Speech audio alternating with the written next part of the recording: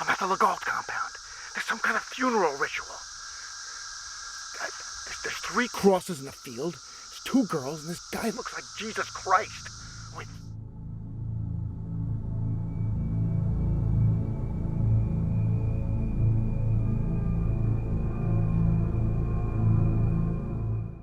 Writer-director John Aricchio brings us Requiem for a Vampire. I should point out this is nothing to do with the 70s Jean Rollin movie.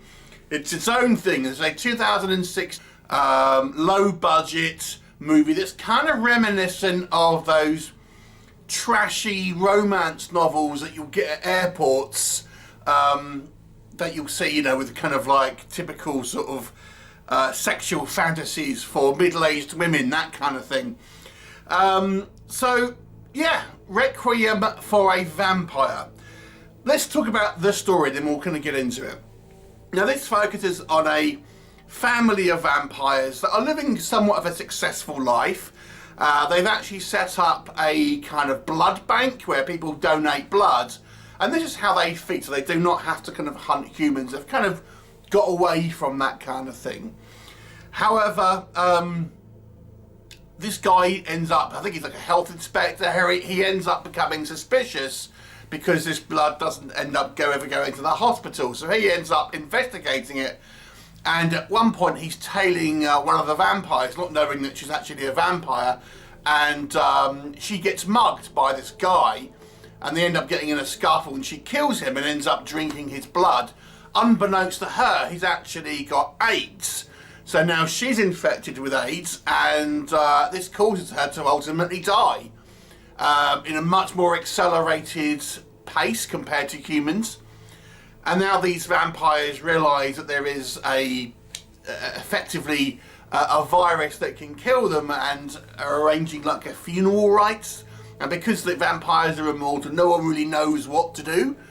And they employ this kind of a couple of like local women who are occult specialists to kind of try and help them out. All in the meantime, you've got this guy trying to unravel what's going on. What'll happen? You'll have to watch the movie and find out. So let's discuss, what do we think works in this movie? I will say I think this is a very unique movie in regards to a plot for a vampire film. It is very soap opera, but it is unique. I mean, the story like this is, I don't remember anything remotely like this from any other kind of vampire film, to be honest. So we'll give it props for trying to take a kind of a different style of movie based on vampires, looking at the kind of these vampires, realising that there is this potentially fatal disease that can affect them worse than humans almost, and coming to face with their own mortality, the fact that obviously he's dealing with the kind of the AIDS virus, or the HIV. You know, it's an interesting one. So, and it's very much a kind of film more about drama and the interpersonal relationships rather than actual horror. I will say this is a very low budget movie. It seems to me this movie is for people who like playing like the Vampire Masquerade live action role playing game. It kind of feels like people who do that have got together and kind of made this movie, because we feel like these people or they've already existed for a long time.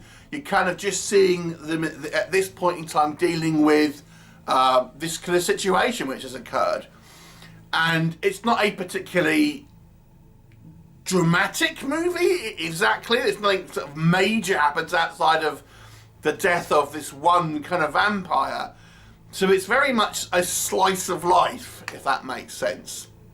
The movie is trying to be somewhat sexy. There's kind of incestuous scenes where we have our main 2 vampires, which are brother and sister, are getting it on. There's other kind of sex scenes. So it is trying to have that sort of sexual drama that you again get in those trashy vampire sort of romance novels that you know, Twilight stuff, but probably even preceding Twilight, to be fair. So there you go. It's an interesting idea here. The cast is relatively unknown. The only one I recognise was Debbie D, and that's a kind of a deep cut there. So it's an interesting idea in conception.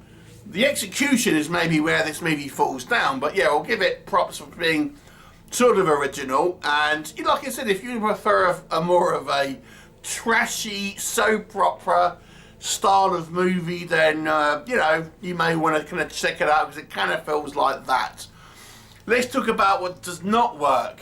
Okay, I mean, the execution of this is just very amateur. It's obviously very low budget, and everything about it is kind of like, has an amateur feel to it. There's loads of kind of like transitions where we have scenes like fading to black, like loads. Almost like it's like an episode of Dallas or Dynasty on them, and you know, they go to commercial break, it'll fade to black. And it feels like that, but they do it, you know, every other scene, it would seem. So we have these weird choices, for example, like that. The whole movie just feels like it's sort of been cobbled together in someone's like house or something like that, or office at times. The acting is, let me just call it, doesn't seem professional, if you ask me.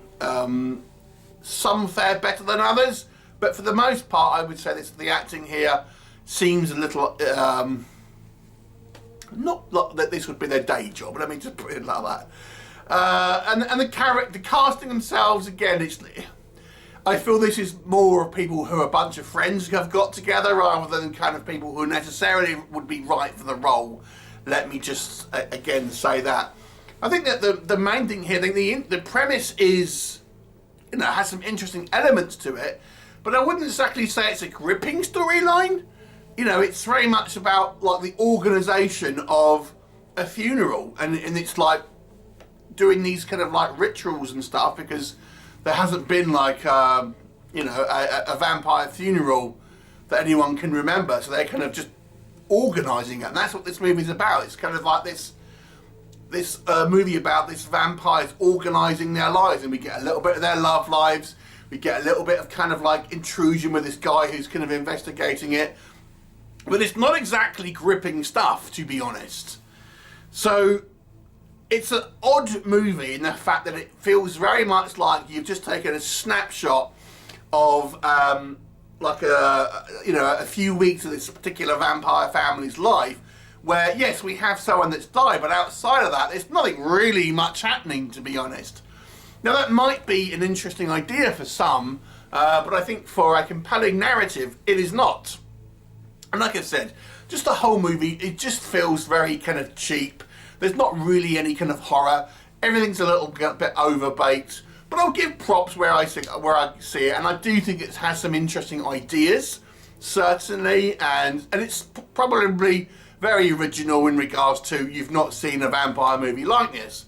So, how to rate this one? I mean, despite I think this movie being somewhat kind of unique, it's when you watch this, I don't really think it's particularly entertaining or all that gripping. So I'm going to give it a 4 out of 10. I'm going to give it props for originality, and that's why this is a 4 and not lower. But the actual product, if you like, is a little weak. Anyway, have you seen it? What do you think of it? Please do leave me a comment, and I look forward to you next time. Bye for now.